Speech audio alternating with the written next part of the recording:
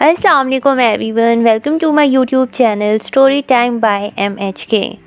उम्मीद करती हूँ कि आप सब लोग खैरियत से होंगे। तो दोस्तों, अगर आपने हमारे चैनल को सब्सक्राइब नहीं किया तो चैनल को सब्सक्राइब कर लें और बेल आइकन को भी लाजमी प्रेस कर लें ताकि आप हमारी आने वाली हर नई वीडियो को सबसे पहले देख सकें। तो आज की वीडियो में हम बात करेंगे 2009 में रिलीज़ होने वाली मूवी के बारे में जिसका नाम है एग्ज़ाम। ये बहुत ही इंटरेस्टिंग मूवी है। इसकी स्टोरी बहुत ही यूनिक है। इस मूवी की एंडिंग बहुत ही अलग और इंटरेस्टिंग है। तो इस वीडियो को एंड तक ज़रूर देखें। आई होप कि आपको मज़ा आएगा। इस फिल्म के स्टार्ट में दिखाया जाता है कि 8 कैंडिडेट्स एग्ज़ाम के लिए आते हैं। ये एग्ज़ाम होता है एक बहुत ही बड़ी मल्टीनेशनल कंपनी की हाई लेवल पोजीशन के लिए। जो भी इस एग्ज़ाम को पास करेगा ये जॉब उसे मिलेगी। 8 कैंडिडेट्स एग्ज़ाम रूम में आते हैं। वहाँ 8 टेबल्स होती हैं। हर टेबल पर एक पेपर और पेंसिल होता है और हर पेपर पर कैंडिडेट नंबर भी होता है। रूम के डोर के पास एक गार्ड भी खड़ा होता है। कैंडिडेट्स अपनी जगह पर बैठते हैं और वहाँ इन्विजिलेटर आता है। वो इन्हें बताता है कि ये एग्ज़ाम 80 मिनट का होगा। क्वेश्चन सिर्फ एक है, जो इसका आंसर देगा उसे ही ये जॉब मिलेगी। पर इस एग्ज़ाम रूम के 3 रूल्स हैं। नंबर 1, जो भी इन्विजिलेटर या गार्ड से बात करने की कोशिश करेगा वो डिस्क्वालीफाई हो जाएगा। नंबर 2, जो अपने पेपर को किसी भी तरह ख़राब करेगा वो भी डिस्क्वालीफाई हो जाएगा। नंबर 3, जो भी इस रूम से बाहर जाएगा वो भी डिस्क्वालीफाई हो जाएगा। ये सब रूल्स बताने के बाद फिर वो ये सबसे पूछता है कि क्या कोई क्वेश्चन है। फिर वहाँ से चला जाता है।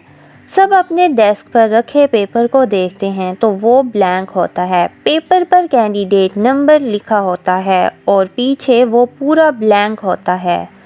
सब एक दूसरे की तरफ देखते हैं और परेशान हो जाते हैं। फिर एक कैंडिडेट पेपर के पीछे लिखना शुरू कर देती है। वो लिखती है कि उसे लगता है कि वो ये जॉब डिज़र्व करती है। तो कैमरा उसके पेपर पर जूम करता है और फिर गार्ड आता है और उस लड़की को बाहर कर देता है। फिर एक कैंडिडेट के ध्यान में आता है कि इन्विजिलेटर ने कहा था कि अगर कोई उससे या गार्ड से बात करेगा तो वो डिस्क्वालीफाई हो जाएगा, लेकिन इसने ये नहीं कहा था कि आपस में बात करेंगे तो डिस्क्वालीफाई हो जाएंगे। फिर वो आपस में बात करते हैं कि किसी को आंसर का पता है या नहीं। फिर यहाँ बात जवाब की नहीं सवाल की होती है कि सवाल क्या है।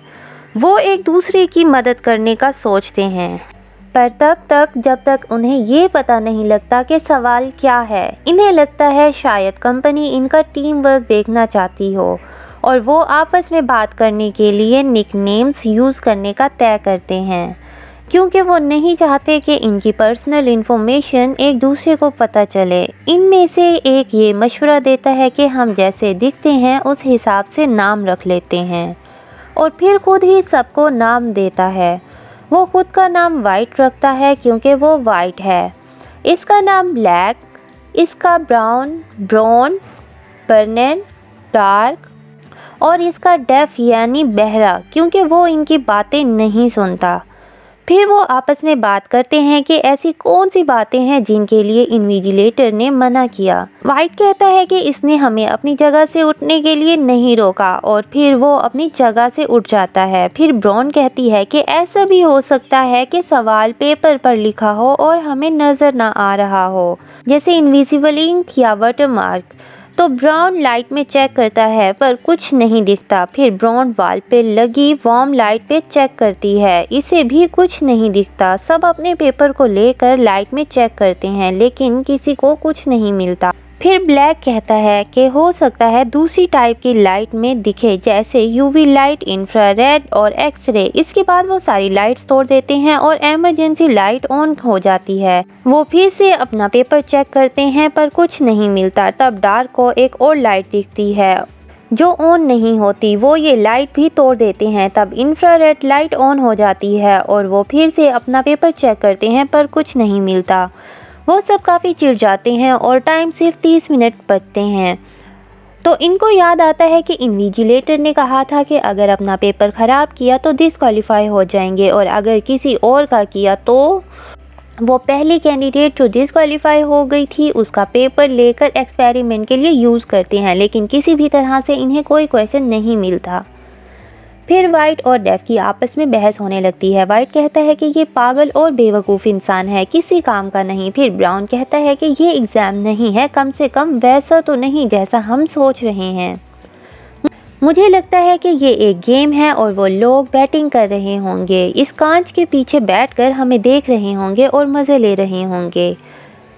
तब डार्क कहती है कि इस कंपनी का सीईओ छोटी से लेकर बड़ी हर लेवल पर खुद जाकर काम देखता है, उसे ऐसा काम करना पसंद है। इस कांच के पीछे ज़रूर इन्विजिलेटर और सीईओ होगा। ऐसी पोजीशन के लिए सीईओ खुद अपने लिए असिस्टेंट को चूज़ करेगा, लेकिन सीईओ कौन है कोई नहीं जानता, वो कैसा दिखता है किसी को मालूम नहीं, और अगर उसे असिस्टेंट चाहिए हो तो ये एग्ज़ाम हाई लेवल पोजीशन के लिए है। डेफ टाइमर के पास जाता है। टाइमर में अब सिर्फ 39 मिनट्स बचते हैं। वाइट किसी तरह से ब्राउन के पेपर को जलवा देता है। फिर गार्ड ब्राउन को बाहर निकाल देता है। तब ब्लैंक को बहुत गुस्सा आता है और वो वाइट को मारने लगता है। तभी लाइट्स ऑफ हो जाती हैं तो ब्राउन कहता है कि ये लाइट्स एक्टिव वॉइस हैं। जब ब्लैंक वाइट को मारने जाता है तो वो इंग्लिश में लाइट्स ऑफ बोलता है। तभी ये लाइट्स बंद हो जाती हैं। तब डेफ बहुत रोता है तो वाइट डेफ के पास जाता है और डेफ को पेपर फाड़ने को कहता है। तब सब वाइट को रोकते हैं, वो नहीं रुकता और डेफ पेपर फाड़ देता है। और जब गार्ड उसे बाहर करता है तो उसका चश्मा वहीं गिर जाता है। ब्लैक कहता है कि अब हम तुम्हारी कोई मदद नहीं करेंगे। तो वाइट कहता है कि मुझे नहीं चाहिए, मुझे क्वेश्चन पता चल गया है। तो ब्लैक इससे पूछता है कि क्वेश्चन क्या है, तो वाइट नहीं बताता। ब्लैक उसे मारने की धमकी देता है, लेकिन वाइट फिर भी नहीं बताता। तो ब्लैक उसे मारकर बेहोश कर देता है और उसका हाथ बांध देता है और उसका मुंह भी बंद कर देता है। जब वाइट को होश आता है तो वो बोलने की कोशिश करता है। तब ब्लैक उसे फिर मार देता है। तब ब्राउन उसकी पट्टी खोलने की कोशिश करती है, लेकिन ब्लैक उसे रोक देता है। तो डार्क उसकी पट्टी खोल देती है। वाइट बोलता है कि इसकी दवाई लेने का वक्त हो गया है और दवाई उसकी पॉकेट में है। तब पता चलता है कि वाइट भी बीमारी से इन्फेक्टेड है, पर ब्लैक को यकीन नहीं होता। तो वाइट कहता है कि पॉकेट में चेक कर लें। तो ब्लैक कहता है कि पहले क्वेश्चन बताओ। तब वाइट बेहोश हो जाता है। ब्राउन को लगता है कि डार्क किसी कंपनी में काम करती है और यहाँ बाकी सब लोगों को गुमराह करने आई है। तो ब्राउन डार्क को चेयर से बांध देता है और उससे सच्चाई क्या है पूछता है। वो कहती है कि वो इस कंपनी में एचआर है, पर सीईओ कौन है और इस एग्ज़ाम का क्वेश्चन क्या है उसे नहीं पता। ब्राउन उसे डराता धमकाता है, तब भी वो यही कहती है कि उसे नहीं पता।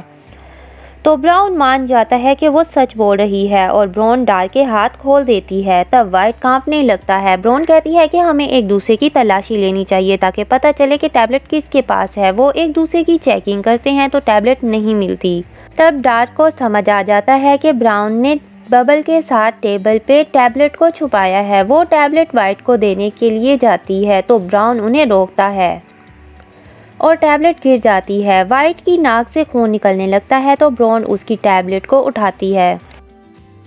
तब डार्क कैमरा में देखकर बोलती है कि वाइट मर रहा है। तो गार्ड आता है और डार्क को बाहर कर देता है। तभी ब्राउन वो टैबलेट वाइट को खिलाती है और वो बच जाता है। फिर वो ब्राउन और ब्लैक वाइट से पूछते हैं कि क्वेश्चन क्या है। तो वाइट कहता है कि क्वेश्चन कोई नहीं है और जवाब हम में से जो बच जाएगा वही है, और वो गार्ड की गन लेने भागता है। तभी ब्लैक पहले पहुंच जाता है और गन ले लेता है और वाइट पे पॉइंट करता है। वाइट आगे बढ़ता है और ब्लैक शूट करता है, पर गन नहीं चलती और वाइट ब्लैक को मार के गन ले लेता है और समझ जाता है कि गार्ड की फिंगरप्रिंट से ये गन चलती है और ब्राउन को बाहर जाने के लिए कहता है।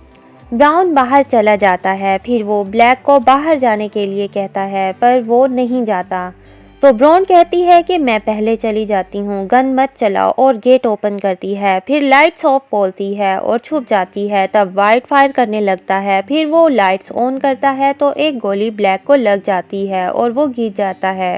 वाइट ब्राउन की तरफ बढ़ता है, पर तभी टाइमर में टाइम ख़त्म हो चुका होता है और वाइट इन्विजिलेटर को कहता है कि मैं ही हूँ जो तुम्हें इस जॉब के लिए चाहिए, और गार्ड आके इसे भी बाहर कर देता है और अपनी घड़ी दिखाता है कि अभी भी कुछ सेकंड्स बाकी हैं। वाइट को याद आता है कि डेव टाइमर के पास गया था, उसने बटन से टाइमर को आगे कर दिया होगा। और ब्रॉन को डेव का चश्मा दिखाता है और वो इस चश्मे और लाइट के टूटे ग्लास की मदद से अपने पेपर में चेक करती है तो उसे बहुत ही छोटे लफ्ज़ों में क्वेश्चन 1 लिखा नज़र आता है और कुछ नहीं। तभी वहाँ डेफ आता है तो वो समझ जाती है कि डेफ ही CEO है। वो डेफ के पास जाती है और अपनी आंसर शीट भी देती है और कहती है नो, तुम्हारे क्वेश्चन का आंसर है नो। यही एक क्वेश्चन जो इन्विजिलेटर ने सबसे पहले पूछा था कि क्या किसी को कोई क्वेश्चन है, जैसे हम जनरली किसी से पूछते हैं कि क्या तुम्हें कोई डाउट है या क्वेश्चन है। यही क्वेश्चन इन्विजिलेटर ने सबसे पूछा था। ब्रॉन ये समझ जाती है और आंसर देती है नो।